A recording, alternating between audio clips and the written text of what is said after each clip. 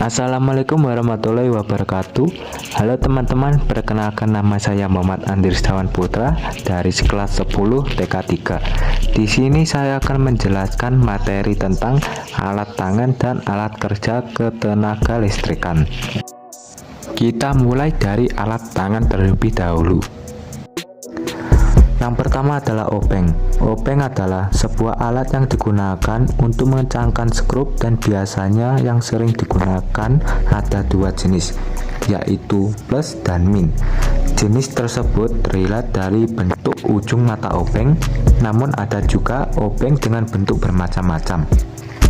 Dalam perkembangannya, terdapat juga obeng yang digerakkan dengan motor atau bisa disebut dengan crawless screwdriver. Yang kedua adalah tang. Tang, sebuah alat prinsip mekanis seperti gunting yang fungsi utamanya adalah menjepit, namun dapat juga sebagai pemotong sesuai dengan nama dan ujung kepala tang. Adapun jenis-jenis tang yang sering digunakan ditunjukkan sebagai berikut. A. Tang potong. Tang potong sesuai namanya digunakan untuk memotong. Tang potong secara kelistrikan digunakan untuk memotong kawat atau kabel. Tang ini dimungkinkan memotong karena bentuk kepalanya yang saling bertemu seperti pisau yang memotong. B. Tang cucot. Tang cucot atau bisa disebut juga dengan tang lancip merupakan jenis tang yang memiliki kepala jepit lancip. Tang ini digunakan untuk menjepit benda-benda yang kecil dan bidang yang sempit. Pada bidang ketenaga listrikan, tang ini biasanya digunakan untuk membuat bengkokan kabel, memutar kabel, membuat bulatan di ujung kabel, dan membentuk kabel.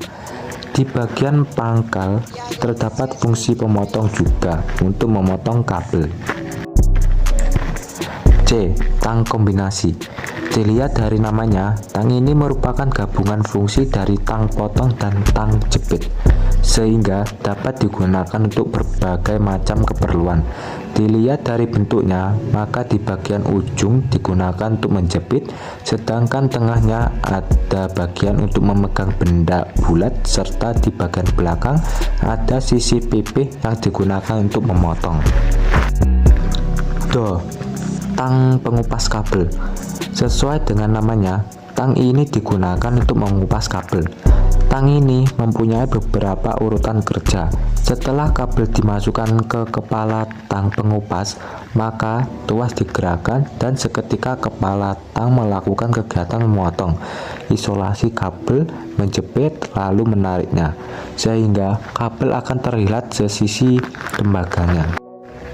E. Tang catut atau tang kakak tua. Tang ini memiliki bentuk seperti paruh burung kakak tua. Selain untuk memotong, tang ini digunakan juga untuk mencabut paku. V. Tang buaya.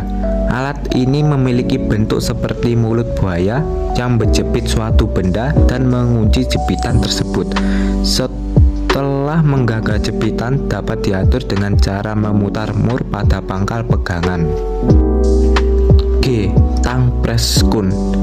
Tang press skun atau secara singkat dinamakan tang skun digunakan untuk menekan atau press pangkal skun supaya mengunci posisi kabel yang sudah terkupas pada skun. H. Tang crimping. Tang crimping ini adalah alat yang digunakan untuk memasang konektor RJ45 ke kabel jaringan. Di dalam tang dilengkapi juga dengan pemotong dan pengupas kabel. Yang ketiga adalah palu. Palu adalah alat sederhana yang digunakan untuk memukul objek.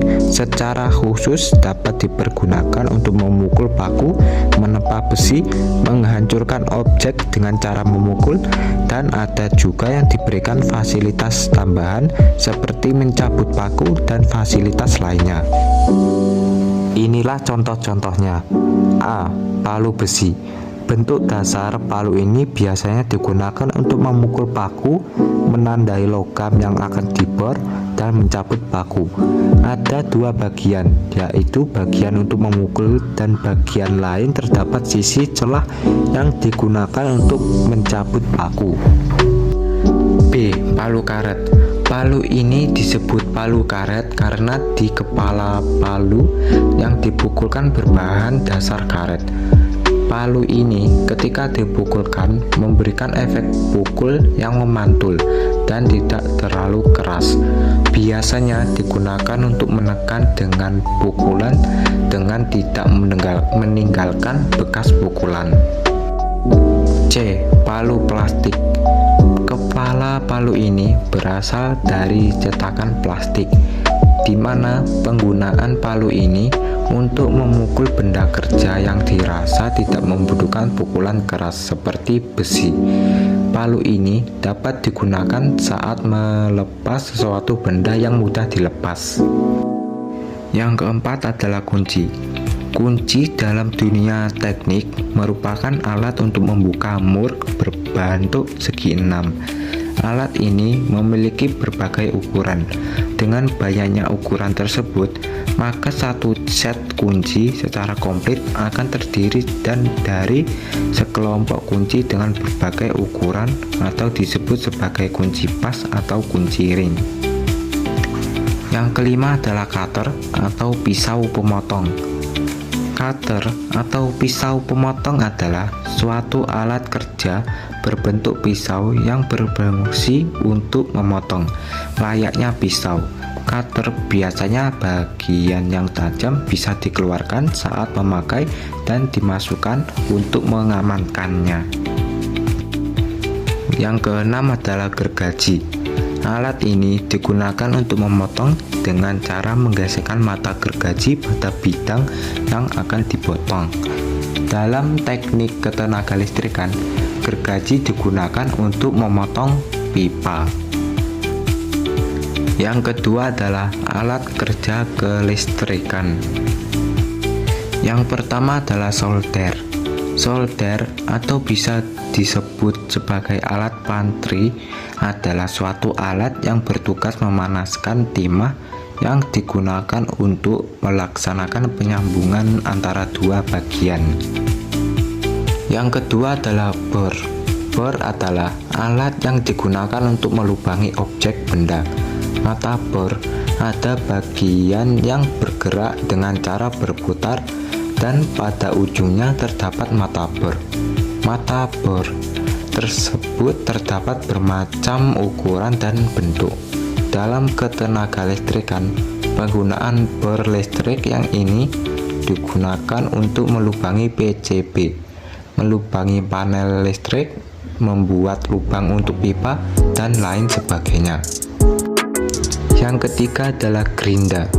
Gerinda adalah sebuah alat yang dapat digunakan untuk memutarkan mata gerinda. Mata gerinda dapat diganti sesuai keperluan. Misal, jika diganti mata A+, maka akan menjadi alat penghalus. Sekian presentasi dari saya. Jika ada kurang lebihnya, mohon maaf. Wassalamualaikum warahmatullahi wabarakatuh.